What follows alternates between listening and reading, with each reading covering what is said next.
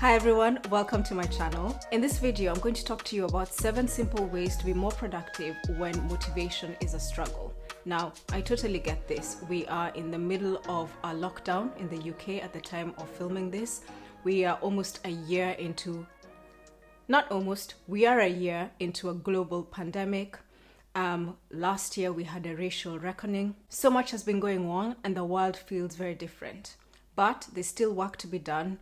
There's still businesses to run. There's still things that need doing. I thought I'd share some daily productivity habits that I found useful in the hope that this will be helpful to you as well. The first tip that I'd share is you need to social distance yourself from your phone. What do I mean by that? I have adopted a new habit where I do not sleep with the phone in my room, and during the day while I'm working, I have the phone in the kitchen. So my kitchen is actually my phone booth. If I want to check what's happening on my phone, I have to get up from where I am and physically walk in the kitchen to look and scroll. And for me, that has been the biggest game changer when it comes to productivity. First of all, in the morning, it saves me so much time. You know that habit where you get up, you grab your phone, and 45 minutes later, you're still scrolling on Instagram or playing around on Twitter. Not having your phone in the room just takes that away. Because when you get up in the morning, you jump straight out of bed and you get your day started. If you're losing an hour every morning to scrolling, that's like 5 hours in a week. In a month, that's 20 hours, almost a full day lost to scrolling in the morning. And again, if you multiply that over the course of the number of weeks it takes to complete a year, that's just time that is going down the drain. So for me, it was such an obvious way to reclaim my time and to put it into those projects like writing more and filming more videos that I had always put to the side because somehow I did not have enough time for it. The second thing about having your phone away from you when you're working is that I find like I'm a lot more focused and I'm a lot more present in what I'm doing, whether that's in meetings, whether it's that focus time when you're working on a particular project and you need to be in flow. I find not having the phone next to me means I'm just better able to concentrate. Of course, it means that I'm a bit shit when it comes to responding to messages because I just don't have my phone by me all the time, or you might miss calls or something like that. But overall, I have found that this is the one thing that has made the biggest difference to my productivity. So it's definitely something that is worth trying out. The second tip that I would share when it comes to productivity, when you're feeling demotivated or when your motivation is an overdraft, is to write your to-do list in the morning, but ask yourself, what do I need to get done by 1 p.m.? Because what that does is that it forces you to look at your to-do list and identify the things that are truly urgent, the things that are time sensitive, the things that would be more effective if you did them first thing in the morning, rather than mixing up the whole thing. Because sometimes when your motivation is low, it's so much easier to do like the easy tasks or the things that don't actually cause that shift in your business, or the things that are easier to procrastinate, you leave them to the end of the day. But if you just ask yourself, what is the thing that must be done by 1 p.m., I find that that has a way of really focusing the mind. If you have a business or a team or you're working with a freelancer, one good productivity habit, particularly when motivation is a struggle, is to delegate first thing in the morning. It's easy to put off certain delegation emails, either because you get caught up in meetings, or if it requires you to write a tricky email, or if you have to pull itty-bitty bits together into one email, or if you still haven't made a decision on something and so you need to think it through. Those are the sorts of things that can delay the delegation process. But actually, when your motivation is in overdraft, it's much better for you to pull those thoughts together first thing in the morning and delegate out, because that just creates space for you. So if you're enjoying this channel and you're finding all of these tips useful, please subscribe to our YouTube channel so that you get a notification anytime a new video comes out. So the fourth habit when motivation is a struggle is to manage your energy rather than your time. What does this mean? I'll use myself as an example. So I'm one of those people who I get a lot of energy from researching new ideas, particularly if I'm researching stuff to do with our pop-up concept stores. So looking at interiors, coming up with concepts, speaking to people around that. Those are tasks that come to me so easily and they give me a lot of energy. Conversely, anything to do with an Excel file or having to deal with data or to have to analyze, or things that have to do with code, I just find them really difficult and they take a lot of my energy. So the tasks that I don't enjoy, that are not fun for me to do, I always try and make sure I put them in my diary when my energy is at its highest. So late mornings, first thing in the morning, that's always a good time for me to tackle a project like that. Whereas the things that I really enjoy, doesn't matter what time of the day I do it. So when I have that energy slump at like 4 p.m. or 5 p.m., if I spend that time actually doing the stuff that gives me energy and that keeps me excited, then it means that I'm managing my energy throughout the day. So I'm not losing out on moments of productivity. Whereas if you leave the tasks that you dislike to the end of the day when you're feeling really tired, or first thing in the morning if you're not a morning person, then that's not really managing your energy versus your time. It's quite easy to look at productivity in terms of time, but energy is something that's really important, and understanding your rhythms and your flows is part of that. I'm not really a morning person. I'm more of a night owl. I have the best ideas at midnight. That's my energy, and so I try and work with that. Everyone has their own individual ways of working. So with things like press interviews or podcasts that require prep and thinking, I find that I'm much better at doing those earlier on in the week, so like Monday, Tuesday, Wednesday.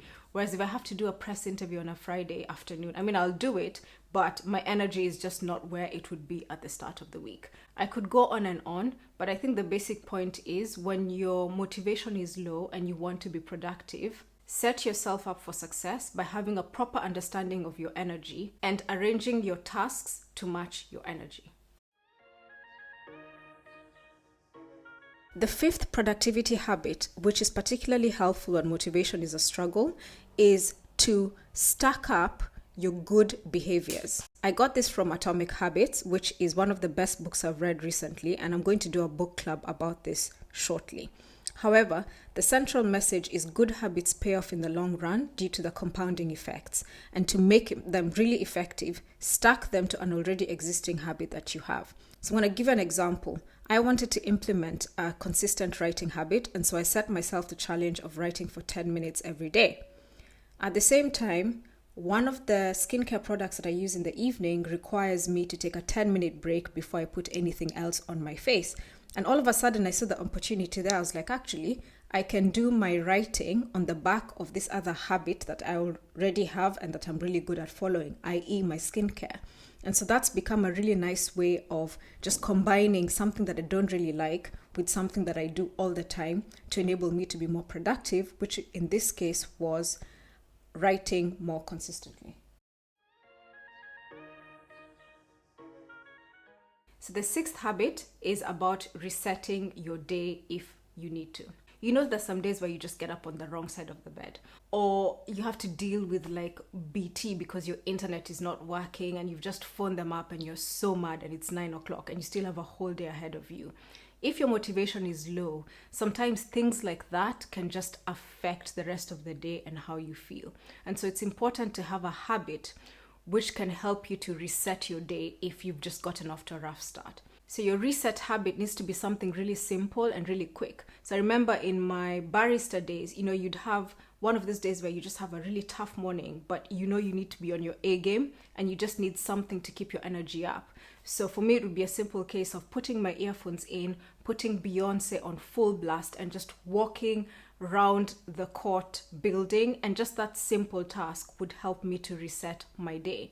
If you're working from home and you're on Zoom, it could be a case of just getting out of the house and walking around the block just to reset your energy. Obviously, being in lockdown, there's so many challenges that each and every one of us is dealing with. But having a small, simple routine that helps you to reset your day so that you can continue to be productive is really useful. Dancing in front of the mirror, listening to some music, whatever makes you happy.